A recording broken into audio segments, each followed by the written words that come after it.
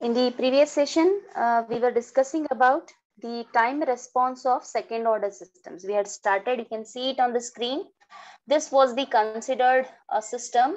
This is the gain, forward gain of if we take the transfer function of this feedback loop system with the unity feedback. Okay, the gain feedback gain is taken as unity, that is 1. So this is the transfer function that we get. In order to find the time response C of t, okay, this is in the frequency domain. I want the time response when I apply unit step as the input. So R of S is the Laplace transform of the unit step signal. So we have already discussed regarding this. So we had analyzed based on this denominator, we had found few roots, two roots. It's a quadratic equation. We'll get two values of S. This was already discussed in the previous session. So this was the root, general root value we got. We have analyzed based on these damping factor, 4 different configurations we have discussed. If it is equal to 0, what are the roots, nature of the roots? If it is equal to 1, if it is equal to less than 1 and greater than 1. So out of which the third importance for us, because most of the practical control systems that are present, they use this under damped condition wherein the damping factor is less than 1, where the roots are complex conjugates. Okay, so considering, in order to find the time response, okay, before going for that, I have drawn one diagram here. You can see for different values of this damping factor, how the response will behave, how the curve looks like. For example, this zeta value 0, which is the condition for undamped system, like practically it doesn't exist. Okay, एक system है, output आ रहा है system का, this is the system output, and you can see it is continued throughout. Okay, till time t is equal to infinity, it is never ending. So such kind of system never exists. This is the output. Coming to zeta equals to 0.2, it is less than 1, right? 0.2 and 0.4 both are the cases for the practical values that most of the systems use, that is under damped. You can observe, let me take a different color. You can observe for both these curves, these are the output curves. For 0.2, no doubt you're getting the ups and downs, overshoots and undershoots, what we call in the amplitudes. And as the time progresses, these amplitudes, they are exponentially decaying. At some point, at some time value, they will come to steady state. Here also you can see for 0.4, this, okay, a slight variation. Now coming to zeta is equal to 1, which is the condition for critically damped system, wherein the roots are real and repeated. So for equals to 1, you can see. So somewhere you will get the transient and steady state response, right? And if the zeta value is greater, over damped, this is the curve. So just a comparative response for different zeta values is drawn here. Now coming to the response, we were actually, the concept is half dealt now. We have seen how to find the roots. Okay, so that we have found denominator. Now to find the time response, that is input applied is unit step. So we have to find what is your output, that is C of t. Okay, not C of R, because C of frequency domain. So considering the unit step as the input that is applied to our considered system, taking the Laplace transform, we get it is, we have already discussed about this standard test signals. Now coming to the response finding, we have already dealt till this was our equation 1. From this, we can find what is C of S. C of S is R multiplied by this value. So R multiplied by the remaining value. and R of S is 1 by S for the unit step. Now the remaining work was given as an few. None of you sent me the tried answer. I had asked you to solve it using partial fraction method. Anyways, so let me continue. So this is your output, that is in Laplace transform. The transform frequency domain value of the response, you know it. In order to get the time response value, I need to reduce this term which is at the RHS as far as possible, so that I can apply some of the transformations, Laplace transformations, inverse Laplace transformations.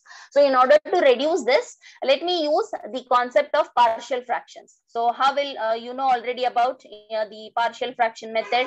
Might be you have studied in mathematics, and even in case of Z transforms, you have applied partial fractions in order to find the inverse Z transforms, right? So taking that into account, so I can take this as one factor in the denominator is yes, one more is this quadratic equation.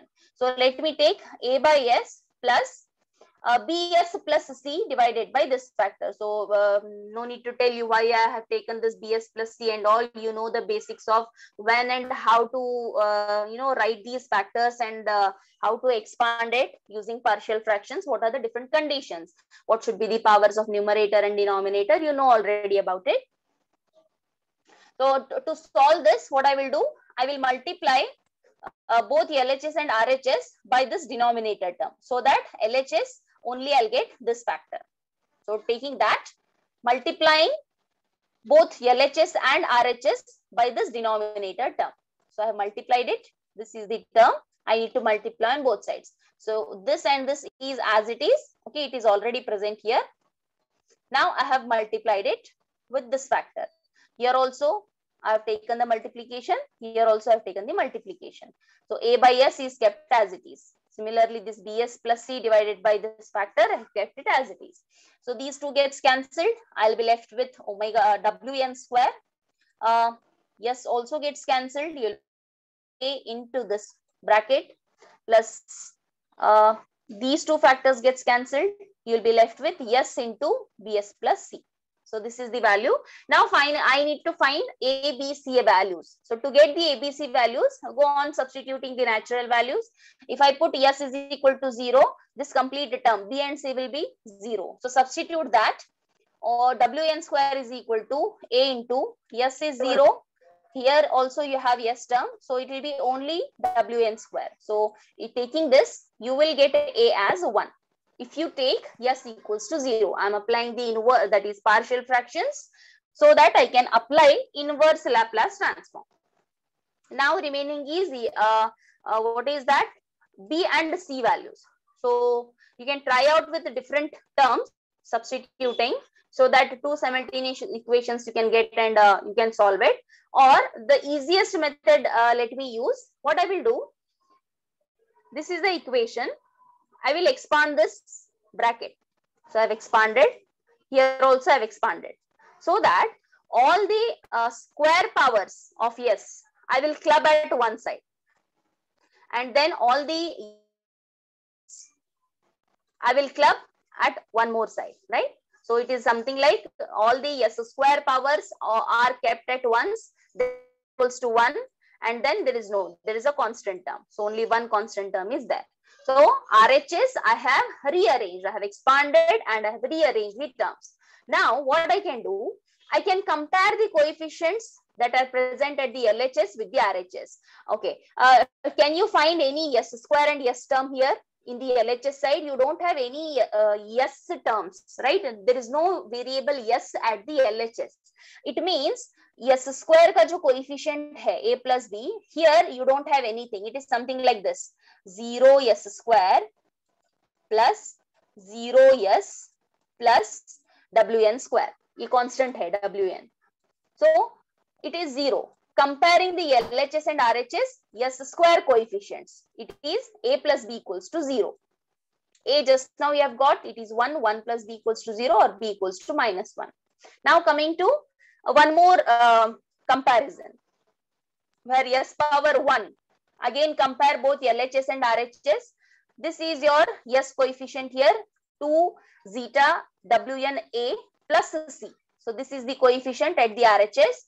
At the LHS, we don't have any S term, so 0. Just again, comparing the coefficients, I have to equate it to 0. From this,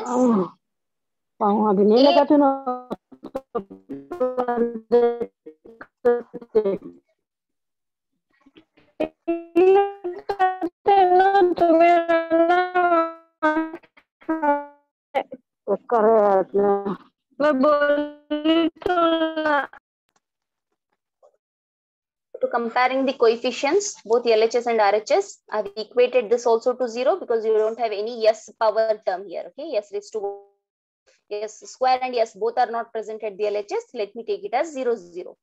So already A value we have got, which is equal to 1. Substitute that, A equals to 1. So it is 2 zeta Wn plus C equals to 0, or C equals to minus 2 zeta Wn. So A, B, C, all the values we have got. Substituting these A, B, C values here.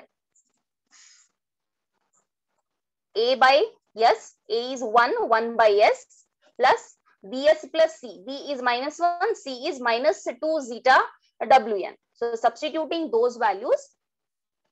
So your C of S is, okay, before applying the inverse, I'm just simplifying as far as possible. So A is 1, it is 1 by S minus, I have substituted B is equal to minus 1. So that minus I have taken it common because C is also negative, B is also negative. So commonly I can take minus here and put plus value. So S plus 2 zeta Wn divided by this denominator term. Now further, in order to simplify this, we have already, hope you know about the inverse, this Laplace transforms. I had even given you a table also as a reference when we had started with module 2, I guess, module 1 and module 2. During that, I had given one table to you. Remember, so that as and when required, we can apply the inverse Laplace transforms. You can refer the table. So in order to apply the inverse, you can see that there is no direct, 1 by S, you can apply the inverse, it will be 1, that is U of t. You can refer the table. However, no standard form is available for this. So second term, I have to reduce it. Okay, it should resemble to some of the term which is present in the table so that I can apply the inverse. For that, so that I can use any one of the standard signals inverse. For that, let me just modify this a little bit. Okay, the modification, please look into it. It's very important. Many modifications we have to do this for this. Okay, numerator term I have kept it as it is. In the denominator, you have S square and 2 zeta Wn S. Okay, keep this separate aside. Only I'm talking about these two terms. You know that when you have A plus B whole square, you can get A square plus 2AB plus B square. You can get it like this. Here you have A square, which resembles to S square. You don't have B term, but you have the second term, that is 2A. A is S. And what should be B? B should be zeta into Wn. So what I will do, I will I will add and subtract this zeta and Wn squares because I want B square term. So I am just adding and subtracting a term zeta square Wn square. Why you should understand? Because I want a form something like this. Okay, I am adding and subtracting by this term. If I do that, you can see I have encircled 3 terms. Altogether, they can be put as S plus zeta Wn whole square, that is A plus B whole square. Remaining is these 2 terms. I have taken Wn square common in those 2 terms. You will be left with 1 minus zeta square. That is the arrangement. Okay, why I am doing that? At the end, you'll understand why I am just making it to resemble like something squares. Okay, now in the next step, what I will do, taking this reference, I have given you in the previous session natural frequency and damped frequency, that is Wd and Wn. There is a relationship. So instead of this, let me take it as WD square. Now further what I will do, this numerator term, it has got 2 zeta Wn. So what I will do, I will take zeta Wn plus zeta Wn. So it is nothing but 2 times. So I have taken this 2 zeta Wn as 1 time plus 1 time. Okay, I'll split this. It is equal to, that is the numerator change. I have just taken the split. 2 times is equal to 1 plus 1. In the next step, you can see this 1 by s, I'm keeping it as it is. Just the change is here. When I do this 2 times, 2 is equal to 1 plus 1, I can club these two factors and I can take this 1 separately. So what I can do, this is one term I have taken. Okay, it's a simple mathematics. What I'm